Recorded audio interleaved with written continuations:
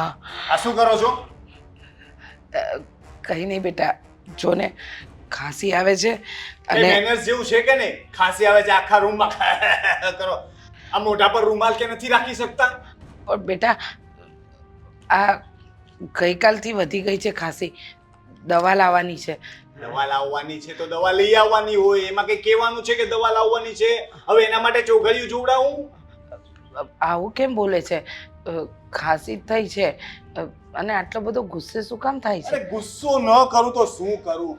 આ તમે કોઈ વાતમાં સમજતા નથી. એક ટકાની તમારામાં મેનર્સ નથી. અને પપ્પાના ગયા પછી તો છે ને ખબર નહીં તમે કેવા થઈ ગયા છો, સાવ લગર વગર થઈ ગયા છો. આ કપડાં તમારા જુઓ, આ તમે માથું ઓળાવ્યું છે જુઓ, અને આ પેપર લઈને બેસી ગયા. તમારા દેશ દુનિયાનું જાણીને શું કરવું છે? મૂકો પેપર, મૂકો. કોઈ વસ્તુમાં તમને સમજ નથી પડતી. કોઈ ઘરે મહેમાન આવે ને તો મને કહેતા પણ શરમ આવે છે કે આ મારી માં છે. રોનક, આ શું બોલે છે તું? જો જો જો જો હજી હજુ કહું છું, કમસે કમ કઈ નહીં તો સાડીનો છેડો તો આમ રાખો. તમારો ચેપ અમને બધાને લાગશે. ભગવાન જેવા થઈ ગયા છો. અરે પણ ખાંસી થઈ છે મને. તો હું ક્યાં ના પાડું છું? ખાંસી થઈ છે તો થઈ છે, પણ એમ કહું છું કે રૂમાલ કેવું રાખો ને પોતાના રૂમમાં જઈને બેસો ને. પણ બેટા, સવારથી સાંજ સુધી તમે કોઈ ઘરે નથી હોતા. આખો દિવસ હું હોલમાં. અત્યારે તો અમે છીએ ને. તો અત્યારે કમસે કમ અત્યારે તો અમારા પર દયા ખાઓ. અને દવા કેમ નથી લેતા તમને એમ પૂછું છું. બેટા તને તો ખબર છે કે અત્યારે ગરમી કેટલી વધી ગઈ છે, એટલે નથી લેવાતી દવા. એક આ બધું તમે કહેશો એ પ્રમાણે થશે. તો શિયાળામાં ખાંસી કરવી જોઈએ ને, ઉનાળામાં ખાંસી કરાય જ નહીં ને. ગરમી થાય છે ને તમને. રોનક, આ શું બોલે છે તું? આ તો શું બોલે છે એટલે તમે કહો છો. હવે ઉનાળામાં લોકો બીમાર પડે તો દવા નથી ખાતા? હા, પણ એક કામ કર ને, તને હજુ જવામાં વાર છે ને ઓફિસ, બધે દવા લઈ આપને. એવો ફાલતુ સમય નથી મારી પાસે. શું? આ તમારી દવાઓ લેવા જવાનો ફાલતુ સમય નથી મારી પાસે કે ઘરમાં કોઈ પાસે. જોઈએ તો જઈને લઈ આવો દવા. તમારે આખો દિવસ કામ શું છે? બેઠા બેઠા પેપરો જ વાંચવા છે ને, તો અહીંયાથી 4 ડગલા ચાલીને દવાખાને નથી જઈ શકતા? બેટા, આપણી બાજુમાં પેલો જાડુ રહે છે ને, એને મેં કહ્યું હતું કે બધે દવા લઈ આપજે. જાડુ? આ કેવા મેનર્સ છે તમારા? તમને બોલવાની પણ ભાન નથી. કહું છું કે આ ગમાર જેવા થઈ ગયા છો. તમારું શરીર વધારે છે તો અમે તમને જાડા જાડા કહીને બોલાવીએ તો ગમશે? બેટા, પણ નાનપણથી હું એ છોકરાને જાડુ કહેતા હશો. અમે ત્યારે નાના હતા ને, અમને મેનર્સની ભાન નથી. તમને નથી તો એમાં અમારો વાંક નથી, પણ અમે નાના હતા એટલે અમને નહોતી. તમે આ બંધ કરો તો થોડી વાર મોઢું બંધ રાખો ને. પણ બેટા, કહીને તો ન આવે ને કે ખાંસી છું. તમારી સાથે ખબર નહીં કઈ રીતે વાત કરવી, તમે કઈ ભાષામાં સમજશો. દવા લેવામાં બાનું, આમાં બાનું, તેમાં બાનું, કોઈને કહીએ તો બાનું. તમને કોઈ વસ્તુમાં સમજ કેમ નથી પડતી? આ તમે તમારો રૂમ જઈને જોયો છે? આ બેડ ઉપર શું કામ કપડાં મૂકો છો? તો ક્યાં મૂકો?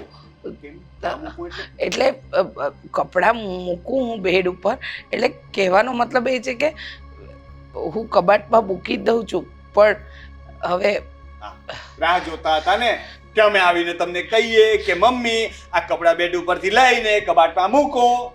એવું નથી. હવે મારા બેડરૂમમાં મારા સિવાય કોણ જાય છે બેટા?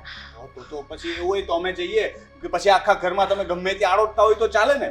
કારણ કે અમારા ગયા પછી તો ઘરમાં કોઈ હોતું નથી. દરવાજો લોક કરીને અહીંયા સુઈ જાજો. ચાલશે? ચાલે? અરે પણ ના ચાલે ને. હોલમાં શું કામ? શું હું એ જ કહું છું કે બેડ ઉપર કપડાં શું કામ મૂકવાના? એ જ્યાં મુકાતા હોય ત્યાં જ મુકાય. જે વસ્તુ જે રીતે જ્યારે થતી હોય ને એ વસ્તુ તેવી રીતે ત્યારે કરવાની હોય. આટલી સિમ્પલ વસ્તુ તમને મગજમાં નથી ઉતરતી? ઉતરે છે બેટા, ઉતરે છે. ખોટો ગુસ્સો નહીં કર. હું મૂકી દઈશ. સવારમાં મગજ ખરાબ કરી નાખ્યું છે આજે આખો દિવસ મારો મગજ. હજી એક કામ કરું, હું જાઉં છું. કઈ કામ નથી કરવું. તારા માટે ચા કોફી કઈ બનાવું? ચા કોફી? આ તમારા ખાંસી વાળા હાથે બનાવશો? દા. અમને પણ બીમાર કરશો. હવે પહેલા તો જઈને સેનેટાઈઝર કરો હાથ તમારા, ને પછી દવા લઈ આવો. રોનક, રોનક,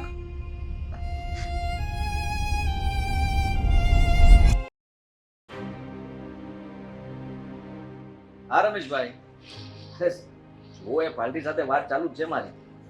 પેમેન્ટનું તમે ટેન્શન નહીં લ્યો, થઈ જશે. અરે હું છું ને વચમાં, હા, બધી જવાબદારી મારી રહેશે, તમારે કોઈ ચિંતા કરવાની જરૂર નથી. હા, અરે જુઓ, એમાં એવું છે કે ના ના, મને નથી આવી ખાંસી. હા જુઓ, છે ને રમેશભાઈ, હું શું કહું છું કે તમે એ પાર્ટીની બધી જવાબદારી મારા માથે છે અને પેમેન્ટની જરાય ચિંતા નહીં કરતા. તમે પેમેન્ટ ઉતાવળ હોય તો હું કરાવી આપું. હા હા, પણ તમે છે ને સમજો કે અત્યારે જો આ પહેલી વાર આપણે ડીલ કરી છે ને, તો તમે અત્યારે માલ ટાઈમે પહોંચાડી દેશો ને તો બધી વસ્તુ બરાબર ચાલે. પણ અરે બંધ કરો ને. સોરી, તમને નથી કહેતો. ના ના, એટલે હું અહીંયા એક કામવાળી જેની સાથે વાત કરું છું. ગમે ત્યાં જુઓ ને ઝાડુ મારા પગમાં ફેરવે છે, એટલે મારાથી ગુસ્સામાં બોલાઈ ગયું. કઈ નહીં રમેશભાઈ, હું તમને ફોન કરું. હા, થોડીક વારમાં ફોન કરું, કોલ બેક આપું. હા, શું છે? હા, આ ઉધરસ થોડી વાર બંધ નથી રહેતી. અરે દવા પીવો ને સમયસર. જ્યારે જુઓ ત્યારે ખો ખો કર્યા કરે છે. આ ફોન ચાલુ છે મારો, એટલું પણ નથી દેખાતું તમને? બેટા બહુ ખાંસી વધી ગઈ છે, એટલે જ તારી પાસે આવી કે શું કામ? મને દવા લઈ આપ ને.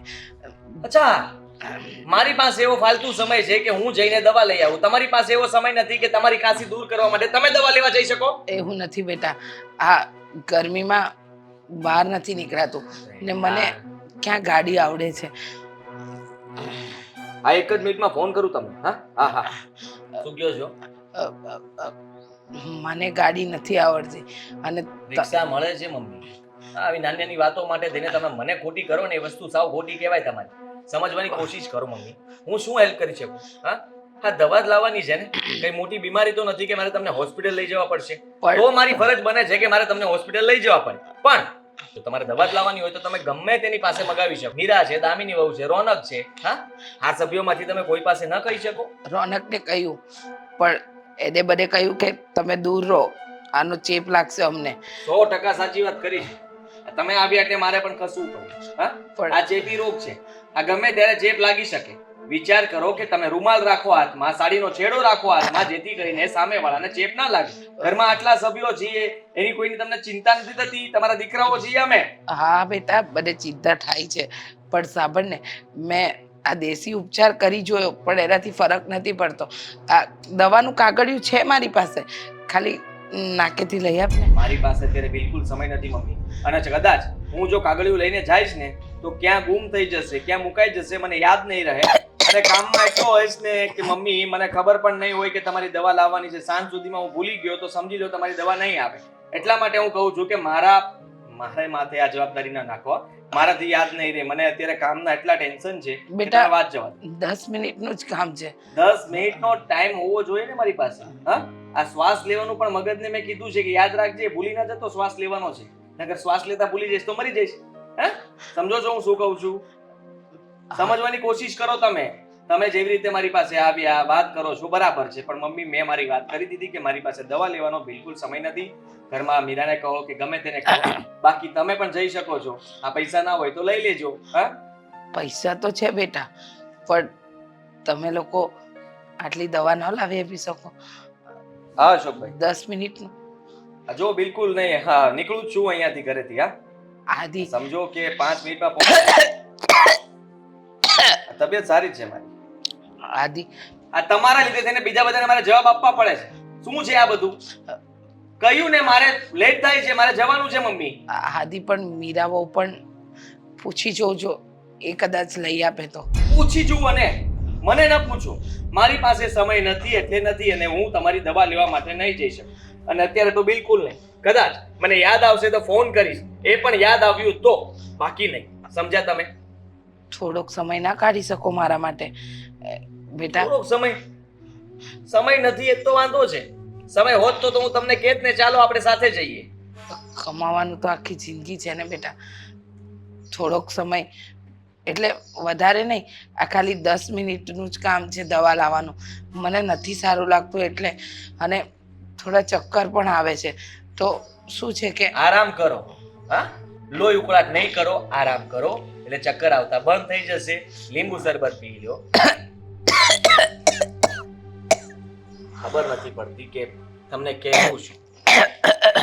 આદિ આદિ મીરા બહુને કહું કદાચ આજે એમની પાસે ટાઈમ હોય ને મને દવા લઈ આપે તો